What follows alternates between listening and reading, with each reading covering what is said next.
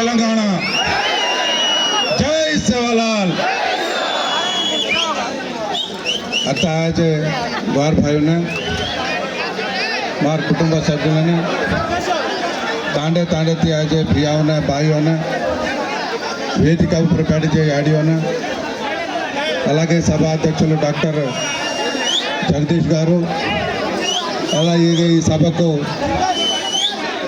మన మినిస్టర్ గారు సత్యవతి రాథోడ్ గారికి అలాగే గౌరవ పెద్దలు కవిత గారు బిందు గారు అలాగే ఉస్మానియా యూనివర్సిటీ నుంచి వచ్చిన కరాటే రాజు గారు నెహ్రూ గారు మన సీనియర్ నాయకులు కృష్ణప్రియ గారు అధ్యక్ష ప్రొఫెసర్ సురేష్ గారు అలాగే మన చాలా మంది ఇట్లా పేర్లు చెప్పుకుంటూ పోతే చాలా మంది వేరాళు ఆమెల చేత రాసాగ్ని వేరాళు ఆమెల చేత సేన రామ్ మీ అందరికీ పేరు పేరున హృదయపూర్వక నమస్కారాలు. ప్రత్యేకంగా మా మీడియా సోదరులకి ఇవాళ కలెక్టర్ గారు ప్రభుత్వం రెడ్ అలర్ట్ ఇచ్చారు వర్షం బాగుందని. అందుకే మా జనాభా చాలా 25% కూడా రాలే. అదర్వైజ్ మా మానుకోట గడ్డ మీద రాళ్ళ వర్షం ఎలా కూర్చుందో అలాంటి జనాభా ఉండేది. కాబట్టి చాలామంది మా వీరులు మా ధీరులు చాలామంది చాలా చక్కగా మాట్లాడారు. నేను వాటి జోలికి పోకుండా 1950లో స్వాతంత్రం 47 ఆగస్టు స్వాతంత్రం వస్తే 50లో ఎస్టీలో ఉన్నాం, 31లోనే ఉన్నాం.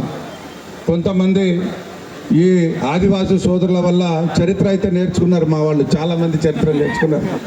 మాకు ఎప్పుడు డిఎన్టీ నుంచి ఎస్టీలో కలిపారు.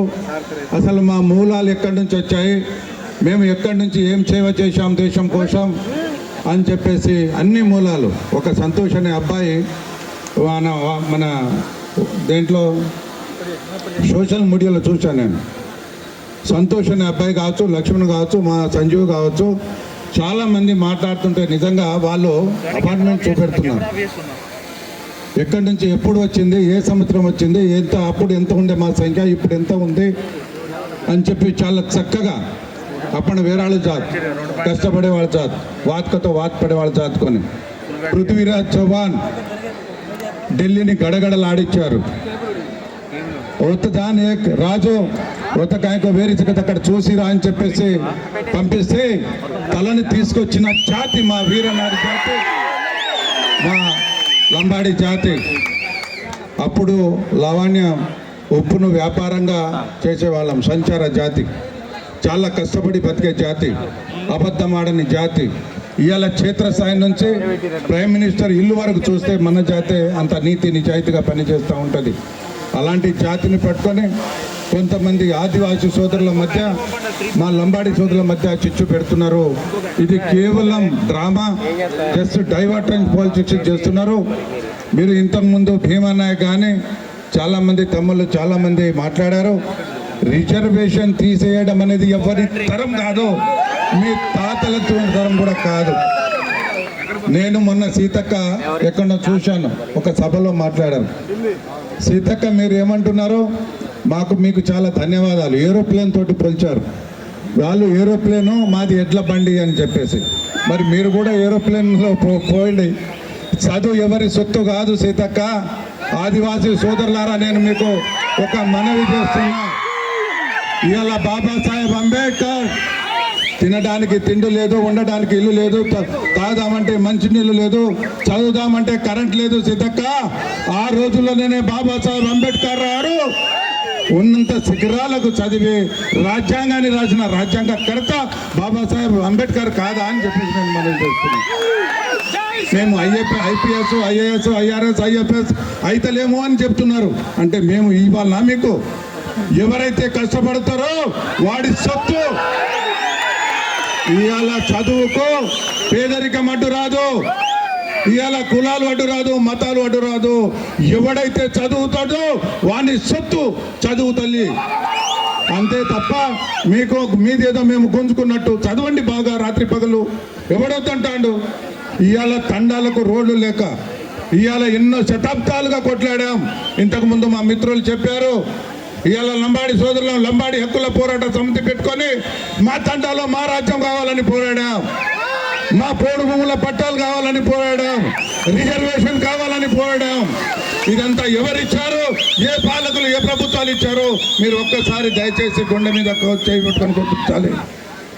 ఇవాళ కాంగ్రెస్ ప్రభుత్వాన్ని మార్పు మార్పు అని చెప్పేసి ఈ బిడ్డలు లంబాడి బిడ్డలు ఓటు వేయకుంటే కాంగ్రెస్ ప్రభుత్వం వచ్చేదా? రేవంత్ రెడ్డి గారు, నేను రాజకీయాల జోలికి పోను కానీ నువ్వు మా లంబాడీలను రెచ్చగొడుతున్నావు. లగచెర్ల కాడ లంబాడీల భూములు గుంజుకొని ఇవాళ జ్యోతి అనే అమ్మాయి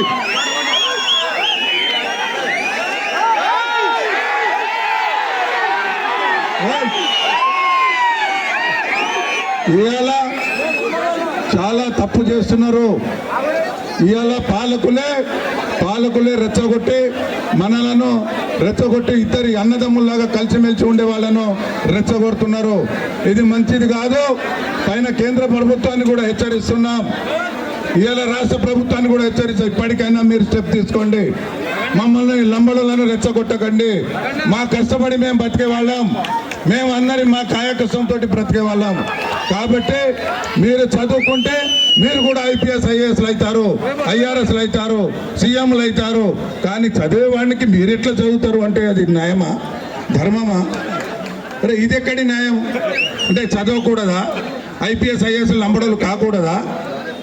అరే ఐక్యరాజ్య సమితి ఇచ్చింది కదా, వాళ్ళు తెలివి కల్లోలని. తెలివి ఎవరిదన్నా అబ్బా సొత్తా? ఎవరు చదివితే వాడి సొత్తు కదా.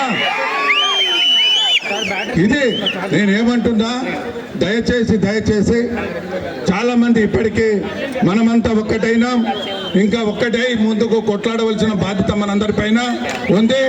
నేను మన నాయకులను ఎవరైతే నేను రిక్వెస్ట్ చేశాను, నేను ఇక్కడి నుంచే ఈ గడ్డపై నుంచే రిక్వెస్ట్ చేశాను, మీరందరూ దయచేసి రాండి.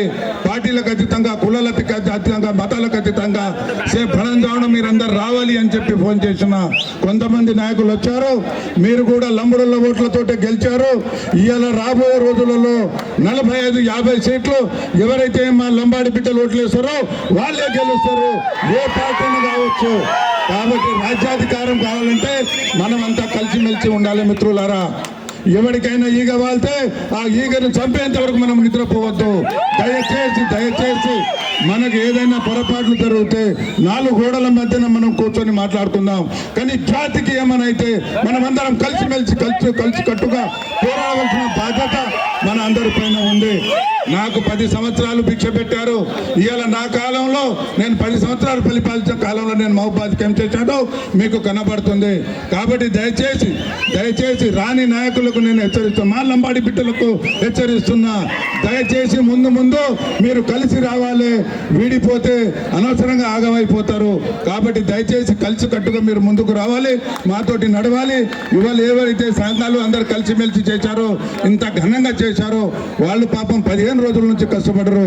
వాళ్ళకు ప్రత్యేకంగా హృదయపూర్వక ధన్యవాదాలు తెలియజేస్తూ ముందు కలిసి కట్టుగా ఉందాం. ఏక్ బాత్ ఏక్ జాత్ ఏక్ సాత్ కనుక अपन चेहरे सेवालाल बाहर अड़गुताड़म अपन चालू के दान केतो हुआ कत्ते को आज भाई भियावना अजय गप्ता हृदयपूर्वक धन्यवादाలు తెలియజేస్తూ जय सेवालाल లంబాడీల ఐక్యత